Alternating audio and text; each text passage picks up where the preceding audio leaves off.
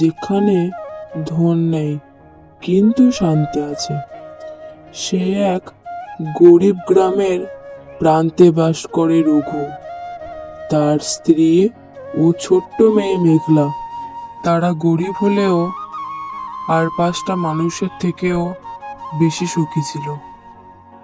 মারে, এই মাঠ আমার রাজপ্রাসাদ, আর তোরা হলে আমার এই রাজ্যের রানী আর রাজকন্যা। তবে আমার রাজা বাবা, আজ আমরা রাতে ডিম আর পান্তা ভাত খেতে পারি? অনেক দিন তো হয়ে গেল ডিম খাই না। তোমার বাবার ঘামে আজ এত ধান উঠেছে, ডিম কেন মা, মাছও হবে, আমরা মাছও রান্না করব। সেনাপতি, আমার মুকুট কোথায় গেল? আমার মুকুট চুরি হয়ে গেছে সেনাপতি। আমার মুকুটটা কোথায় গেল? খুঁজে বের করো। মহারাজ, গতকাল রাতে এক চাষিকে রাজপ্রাসাদের দিকে আমি রাতে দেখেছি চারপাশে ঘুরঘুর করতে। ঠিক সে কি চোর হতে পারে? তার তল্লাশ নেওয়া হোক মহারাজ। তোমরা যাও, রঘুকে তল্লাশ ছাড়াই ধরে আনো। রাতের বেলায় ও যেখানে রাজপ্রাসাদের দিকে ঘুরঘুর করছিল, নিশ্চয়ই ওই রাজামশাইয়ের মুকুট চুরি করেছে। ওকে ধরে আনো। তারপর 2 প্রহরী বেরিয়ে পড়ে রঘুর বাড়ির উদ্দেশ্যে। রঘু, চলো, তোমাকে আমরা আনতে এসেছি। মহারাজের হুকুম তোমাকে রাজদরবারে ডাকার। না, তোমরা এমন করতে পারো না। আমার বাবা চোর না, ও শুধু গরিব। আমাদের কি গরিব হওয়াটা ভুল? আমাদের কি গরিব হওয়াটা পাপ? আমার বাবা কষ্টের ঘামে চাষ করে, আর সেই চাষ করে আমরা খাই। আমার বাবা চুরি করতে পারে না। আপনারা মিথ্যা অপবাদ দিয়ে আমাদের শেষ অবলম্বনটাও কেড়ে নিলেন। আমার ওপর আঙুল তোলার আগে তুমি তোমার নিজের মুখটা একবার আয়নায় দেখো। তারপর রঘুকে জোর করে রাজপ্রাসাদে নিয়ে যায়। তোমার ঘরে প্রাসাদের আংটি কোথা থেকে আসলো? আর তুমি বলছো আমি চুরি করিনি? তাহলে এই আংটি আসলো কোথা থেকে? তুমি এর ব্যাখ্যা দাও। আমি সত্যি বলছি, এটা আমার ঘরে কোথা থেকে আসলো আমি জানি না।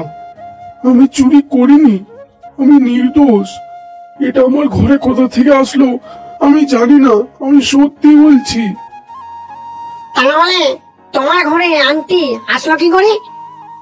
এই আংটি কি ভূতে রেখে গেছে?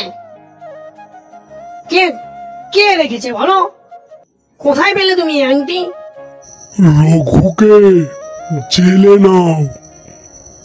রাজ দরবারে ক্ষমা হয় না। রঘুর চুরি করার শাস্তি রঘু নিশ্চয় পাবে। রঘুকে জেলে নাও। তারপর প্রহরীরা রাজার কথায় রঘুকে রাজপ্রাসাদের জেলে নিয়ে যায়। আমি শুধু একটু শান্তি চেয়েছিলাম, এ আমার সাথে কি হয়ে গেল? আমি শুধু একটু শান্তি চেয়েছিলাম। এ রাজ্যে গরিব হলে কি মানুষের বিচার নেই? আমাদের গরিব হওয়া কি খুবই বড় ভুল? আমি যাব সেখানে, আর আমার বাবাকে নির্দোষ প্রমাণ করব। আমার বাবার জন্য কিছু একটা করব আমি। আমার বাবার অপমান সহ্য করব না আমি। তারপর মেঘলা বেরিয়ে পড়ে রাজপ্রাসাদের উদ্দেশ্যে। সে রাজপ্রাসাদের বাগান দিয়ে ভেতরে ঢোকে আর জানলার পাশে এক কোণে দাঁড়িয়ে শুনতে পায়, মুকুট এখন মন্ত্রীর ঘরে। গরিব চাষি সব দোষ নিজের মাথায় নিয়েছে, চাষি আবার ফাঁসলো। তাহলে আসল চোর তো তোরা। মেঘলা রহস্যজনকভাবে লুকিয়ে লুকিয়ে জেলখানায় প্রবেশ করে আর সেখানে সে প্রহরীর কাছে যায়। আমার বাবার কোনো দোষ নেই দাদু, জোরহাত করে বলছি দাদু, আমার বাবাকে ছেড়ে দিন। এই কাজ কারা করেছে আমি সব জানি, আমি সব শুনেছি। এখন আমার কর্তব্যটা কি? রাজার প্রতি অনুগত হওয়া, না এই গরিব চাষির সত্যর ওপর আমি ওর সাথে সাথ দেওয়া? রাজদরবারে মন্ত্রীর চূড়ান্ত মুখোশ খোলার জন্য সে মন্ত্রীর ঘরে যায়। সে সেখানে গিয়ে দেখতে পায় রাজমুকুট রাখা আছে তার ঘরে এক কোণে। মেঘলা সেখান থেকে মুকুট উঠিয়ে নেয় এবং দরবারের দিকে রওনা দেয়। চারদিক থমথমে পড়ে যায়। মেঘলার হাতে রাজার মুকুট দেখে মন্ত্রী চমকে ওঠে। এই নিন রাজামশাই আপনার মুকুট। আমার বাবা ওকে তো অন্যায়ভাবে শাস্তি দিয়েছিলেন। আপনি কি আদেও জানেন এই মুকুটকে চুরি করেছিল? আমি বলি, এই মুকুট চুরি করেছিল আপনার কাছের একজন, সে হলো মন্ত্রী মশাই। ছেঁচা রে, এই মেয়েটা সব নষ্ট করলো। আমাকে ছেড়ে দাও, আমাকে ছেড়ে দাও, আমাকে ছেড়ে দাও, আমাকে জেলে ভরো না, আমাকে ছেড়ে দাও। সত্যকে কখনো হারানো যায় না। তোমার বিচার প্রজারা করবে।